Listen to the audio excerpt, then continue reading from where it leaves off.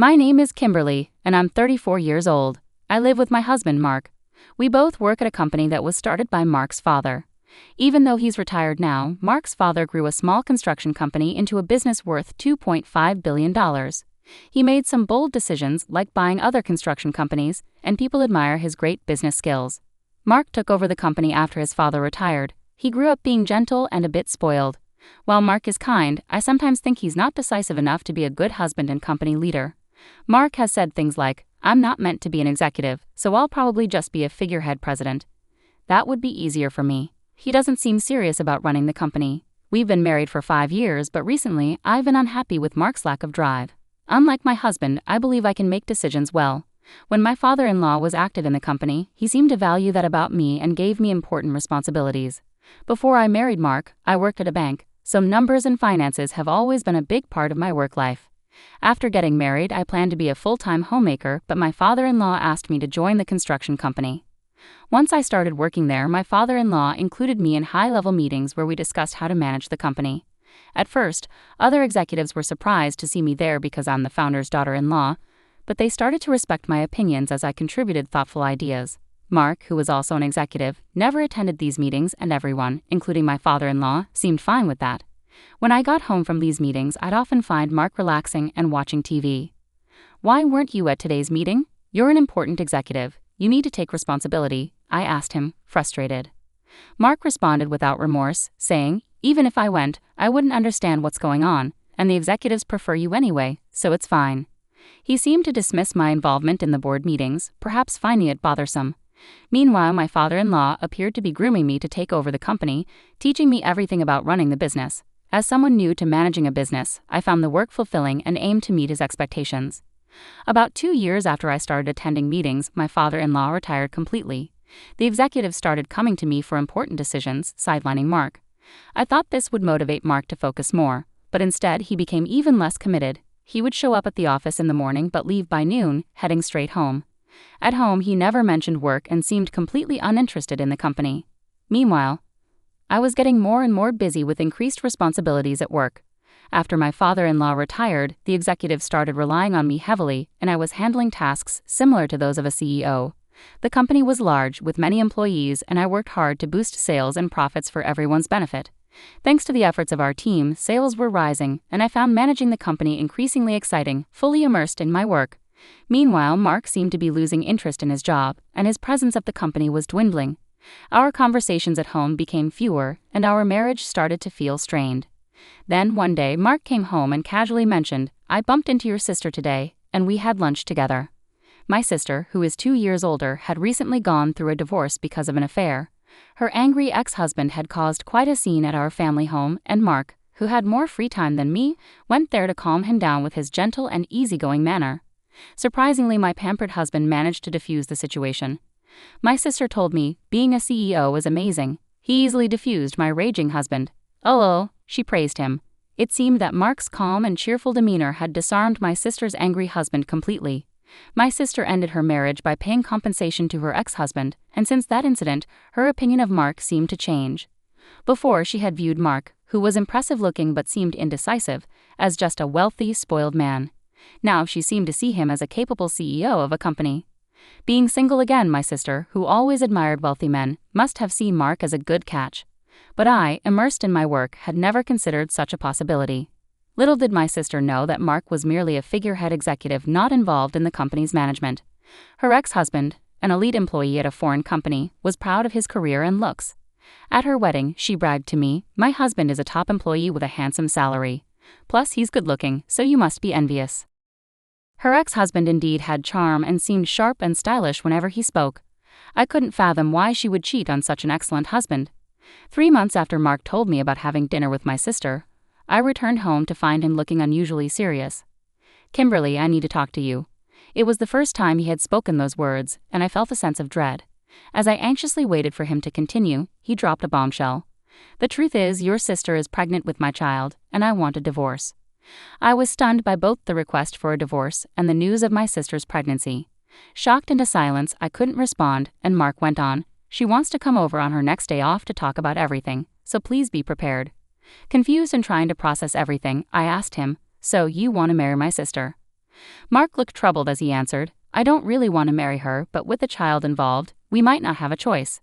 Feeling frustrated with Mark's indecisiveness, I sighed and said, well, if there's a child on the way, we may not have a choice. Let's discuss this when my sister comes over.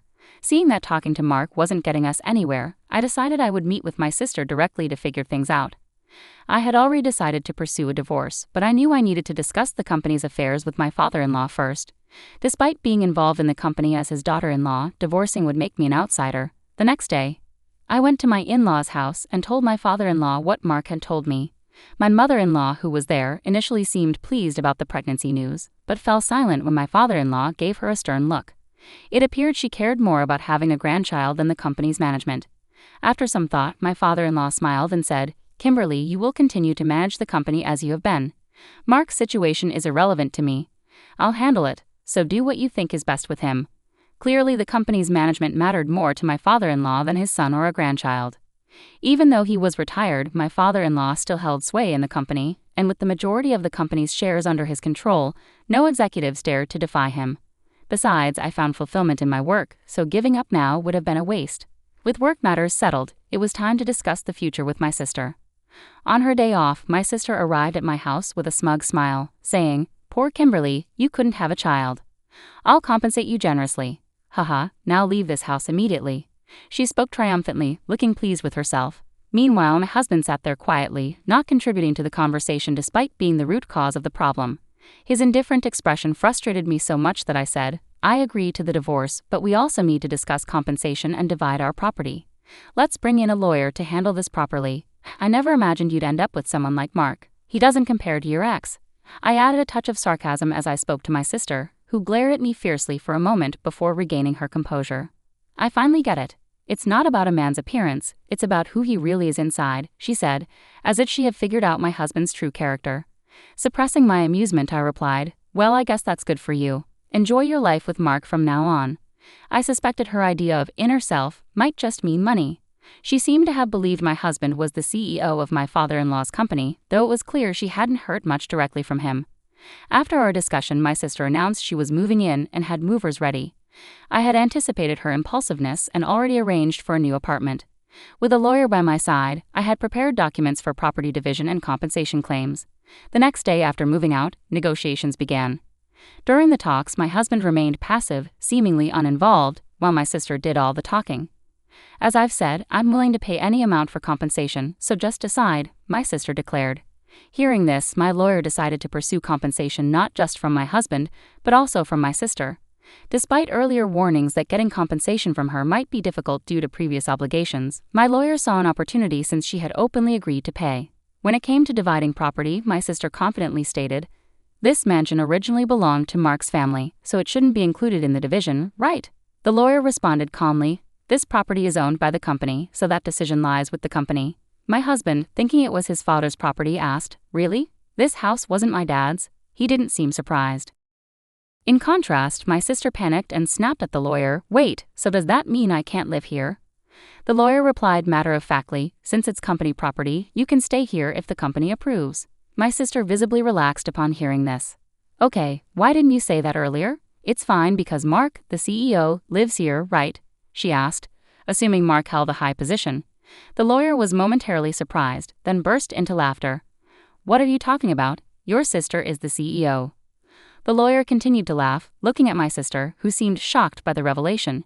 She immediately turned to my husband, exclaiming, Wait, Mark, you're not the CEO. Instead of responding, my husband looked troubled.